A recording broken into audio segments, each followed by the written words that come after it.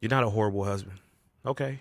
You just don't love your wife anything like Christ loved the church. And I think that's a problem. The Bible says that husbands are to love their wives as Christ loved the church and laid his life down for it. That's not a casual love. That's not a lazy love. And that's not a convenient love. So let's look at how Christ actually loved people. Christ loved with compassion. Matthew 14:14 says he saw the crowd and had compassion on them. But you're not a horrible husband. You just ignore her needs until she breaks down.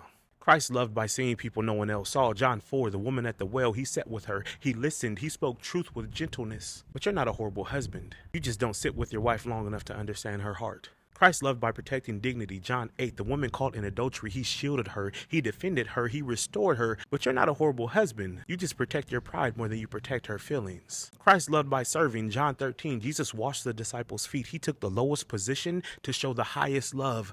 But you're not a horrible husband. You just wait for her to do everything first and then complain that she is not appreciative of what you do. Christ loved by staying present. Mark 6, he fed, he taught, he stayed. He did not withdraw when people were exhausting. But you're not a horrible husband. You just check out when the marriage gets uncomfortable. Christ loved by sacrifice. John 10:11. The good shepherd lays down his life for the sheep, but you're not a horrible husband. You just won't lay down your preferences, your phone, or your pride. So yeah, you're not a horrible husband.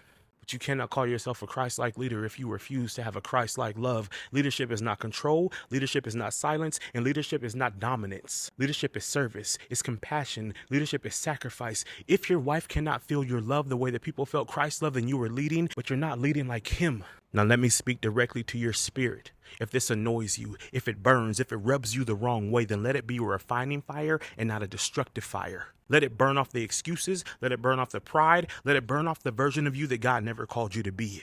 Conviction is not condemnation. Conviction is God saying, come up higher. I do not say this from a place of judgment. I say it from a place of love. And if someone had told me this when I needed to hear it, it would have burned. So I know that it burns you, but please let it be refining and not destructive. I'm Coach Bear. I help couples and individuals break toxic cycles and walk into transformation. It's your turn. Marriage takes effort, so put it in.